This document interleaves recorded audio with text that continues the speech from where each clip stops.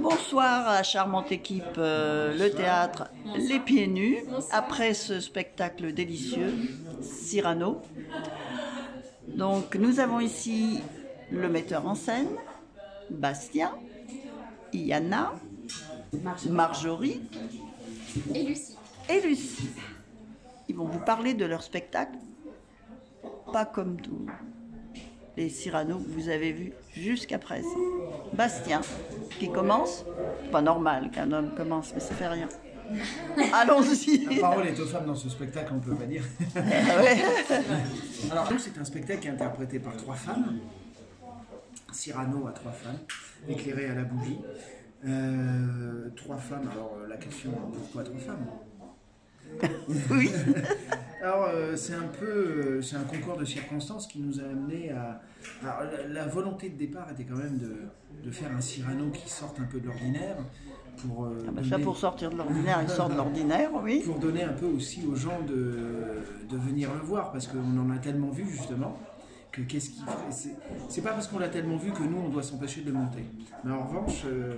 quand on l'a beaucoup vu, il faut donner aux gens envie de découvrir quelque chose de nouveau dans ces choses rabâchées.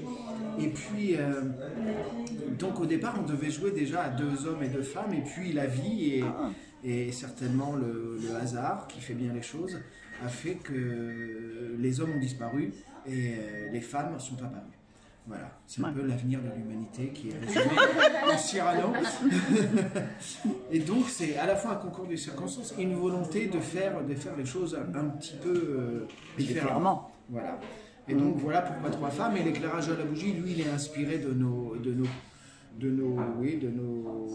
influences théâtrales, qui sont des influences asiatiques, des influences qui viennent du théâtre baroque en France. Donc on veut un théâtre très formel, très visuel, très imaginaire, je sais pas comment dire. Très beau.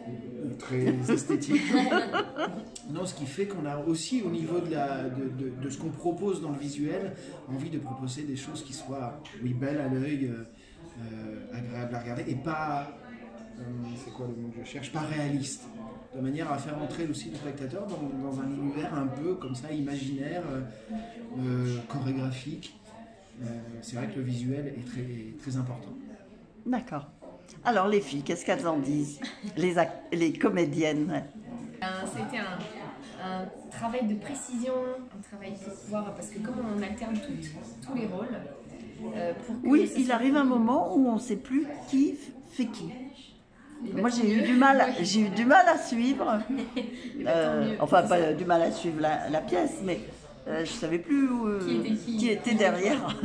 Tant mieux, parce que le but c'était qu'on voit surtout les personnages, et du coup ça nous a demandé de chacune, on a travaillé beaucoup sur les voix, les postures, les corps, et donc ça a été un grand travail de précision, de rythmique. Il fallait d'abord entrer dans une forme, puisque c'est un spectacle, comme vient d'expliquer Bastien, surtout très visuel, on veut donner des images.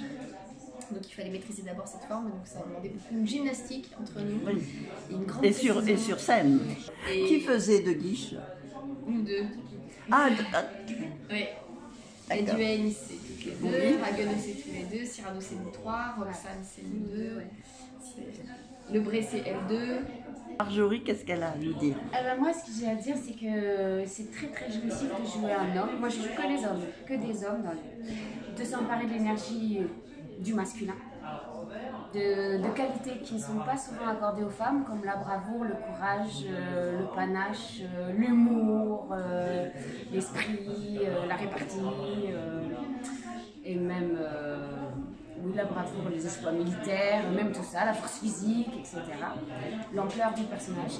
Le masque, ça permet de s'en emparer en toute liberté, parce qu'on est caché. Et ça c'est Ragueneau et la Duhaime. C'est vrai que voilà, Ragueneau et la Duhaime, moi je les fais pas, mais c'est des personnages hyper sympathiques. Oui. Voilà. Moi je suis en alternance, donc je suis venue sur le projet après. Je l'ai découvert, d'abord je l'ai vu sur scène. J'ai été super épatée par mes compagnes de jeu, parce qu'elles sont très physiques, athlétiques, etc. Oui. Et j'ai été très séduite par comment dire, la performance.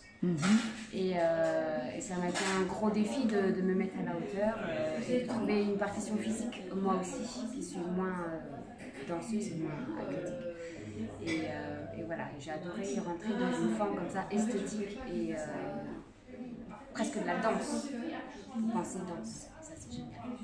Et Lucie?